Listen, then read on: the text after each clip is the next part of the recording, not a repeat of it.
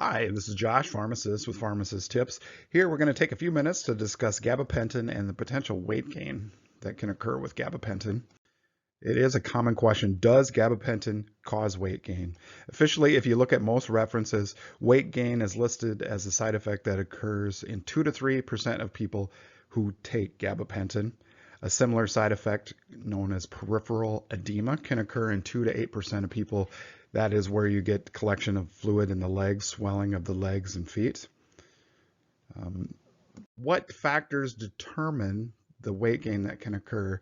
I did look for journal articles. I really could not find a lot that discussed specifically weight gain with gabapentin. However, this article from 1997 does discuss using high-dose gabapentin therapy in relation to body weight.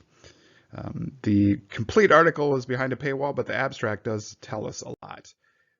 What they did, they looked at 44 patients who were using gabapentin for a year or more. These patients were taking gabapentin, GPN, that's the abbreviation for gabapentin on the slide, for seizure control. 28 patients were on 3,000 milligrams a day or more of gabapentin, so again on the higher end of dosing. 10 patients gained 10% above their initial body weight.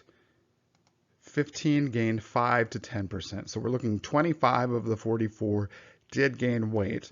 So it does appear, although we'd want to look at further studies to confirm, but it does appear that the higher dose of gabapentin certainly does increase the risk of someone gaining weight. A few more nuggets here from the article. 16 patients did have no change. So high dose gabapentin does not mean you will gain weight, but there certainly is a risk there. And they even saw a few patients, 3 patients lost 5 to 10% of their initial body weight. The weight gain did start in the 2nd and 3rd month. So if weight gain is a concern, that is certainly something that could be monitored for. We could notice it as it begins to start, and you could work with your healthcare provider, potentially reduce the dose or simply change to another medication. The weight gain did stabilize at 6 to 9 months. Many people are going to be taking this long term. And so after 6 to 9 months, one would expect the weight gain would be over and not to expect any more.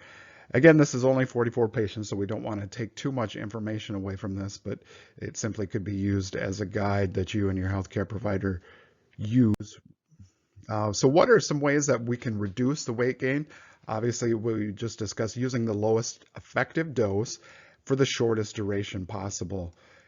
Many of these nerve pain issues that people use gabapentin for are chronic conditions, so the duration sometimes is difficult to use for a short period of time. Diet and exercise, we often list that, and with drug-induced weight gain, one has to wonder how effective diet and exercise can be. I mean, it's always good to watch what we eat and exercise, but I wonder if it would have a tremendous effect or not. And simply, if the weight gain is too much, you may need to change your medication. So I hope you found this information useful. Remember, it's informational purposes only. Always speak with your healthcare provider before you make any changes to your medications. Thanks again for watching.